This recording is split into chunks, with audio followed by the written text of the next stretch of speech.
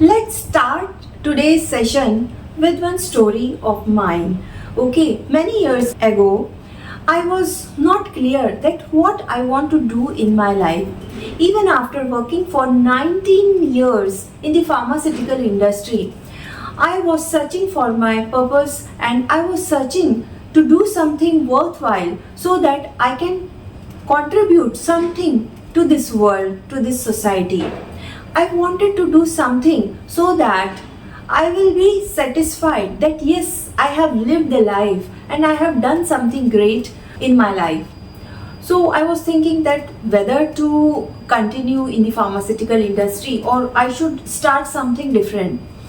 So then I had the realization that yes, the people who are working in the pharmaceutical industry, they are indirectly or directly in fact, they are working to save the life of people. They are working to save the life of a patient. And they are dedicating their life to manufacture the good quality of medicine so that someone in the any area of corner in the world can live the healthy life and can be cured. Okay, so after thinking all these things, I concluded that yes, I'm in the right place and in the right direction. And there is no need to do something separately for doing something great. Everyone who is working in the pharmaceutical industry is already doing something great for the society. So that I had the realization at that time, and since then I started looking the things differently. I started doing the work differently. Yes, now I am on mission to help pharmaceutical industry to reduce the cost due to non-compliances and help them qualify the regulatory inspections effortlessly. And I have so many case studies also. And in this way, I not only help them to qualify the regulatory inspection, but I also inspire them to manufacture the good quality of the medicines. And the way I am inspiring them so that it will be permanent success, right? It will be the real success and not any shortcut. Okay, and I also made the mission to help the people who are working in the pharmaceutical industry or pharma professionals to live the life of fulfillment, abundance, and legacy. So that's why I started sharing my experiences in my different social media platforms, and I have received so much love from all of you and the people who are working in the pharmaceutical industry. And I got the success also. And with this thought process, I have written my book Blue Ocean of Compliance, which is there on the Amazon. And I have seen that there are invisible factors which are responsible for the compliance. And if you will work on those invisible factors and invisible elements, so you can qualify the regulatory inspection effortlessly if it is applied. So that thought process is, I have given the name of that thought process Blue Ocean Compliance Thought Process. And I have found out a new and innovative framework, GAP framework, Goal, Audit and People. So about that I have discussed in my TEDx talk also. So in this way, we all people, we all pharma professionals, we are contributing our life for the society and to save the patient also. Means in fact to save the life of a patient. Okay, so that's why I am so proud of every person who is working in the pharmaceutical industry. By the way, we are into the 90 days challenge of learning with Blue Ocean Compliance.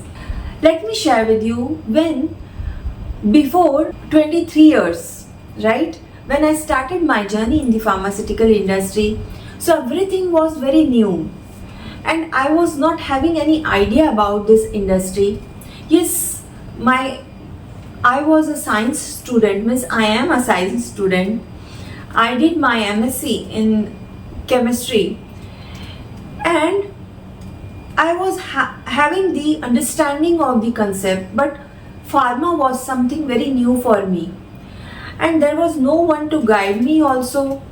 And before 23 years, 24 years, training was not that much appreciated. Means there was not much importance of the training the way now it is emphasized, and a lot of importance is given to the trainings. So those days I have struggled a lot, as I was not having any guidance, and no, I was not even having the idea. So from where to get the knowledge?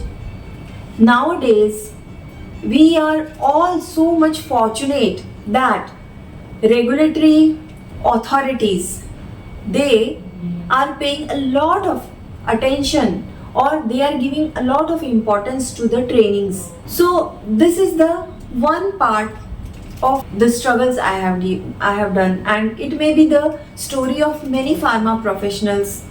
But yes, so that's why I started sharing my knowledge and experiences through so many platforms, so that if someone in the some corner of this world will be benefited from this knowledge, then I will be so happy, and I will get the fulfillment also. So in that direction, I started this 90 days challenge of learning with Blue Ocean Compliance. And in this 90 days challenge, I am sharing the knowledge, and that is also the critical and very important elements of the pharma compliance, and means quality and compliance, regulatory compliance, which is really going to help you take the decisions on your side. And if you will apply these learnings on your manufacturing side, so you will see the magic and wonders that a lot of compliance part is addressed through these applications and learnings. But yes, application is important. Okay, so in my previous session I have discussed about the validation, that prospective validation, retrospective validation, concurrent validation, and yes, revalidation is also one part of the validation. And you know, there are three types of the stages of the process validation. Means it is the life cycle approach. Okay, now, like previous time, it was used to thought that only validating 3 batches will suffice. But now the thought process is changed. Now life cycle approach is applicable.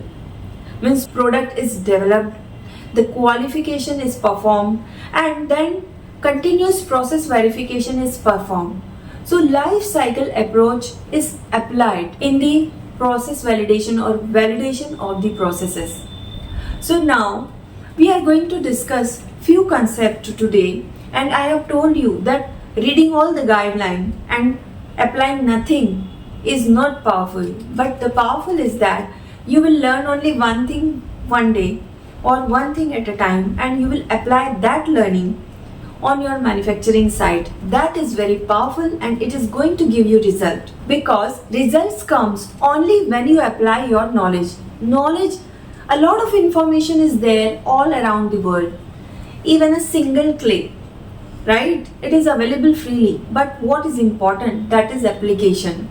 If you will not apply your knowledge, then it is not going to give you result. Okay, so don't forget to apply this knowledge on your manufacturing site.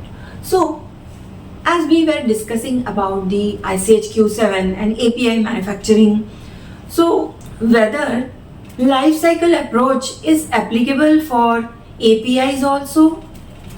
What do you think? Whether it is applicable? Let me tell you that yes, life cycle approach is applicable for the active pharmaceutical ingredients also. Okay, so you will have to apply those principles of life cycle approach to the validation, process validation of APIs also. Okay, this is the one concept. Another concept is that if you are changing the source of KSM, so then whether it is necessary to do the process validation. So let me share with you that whenever you do any change which is directly impacting the safety, quality, efficacy and potency of that product, having the deep and serious impact on the quality, those processes must be validated. That is the bottom line. Okay, then now you evaluate that whatever changes you are doing, whether these are impacting the quality, safety, efficacy and potency of the product. Okay, this is the second concept. Now third concept, that if there are a lot of deviations, so based on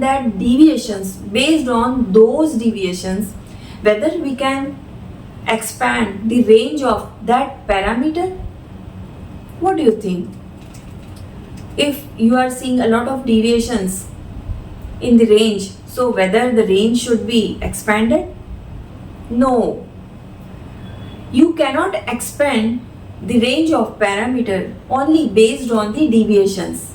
But yes, when the deviation happens and you investigate that deviation, so that data can be supportive data whenever you are doing the validation or you are doing these studies or scientific studies and data.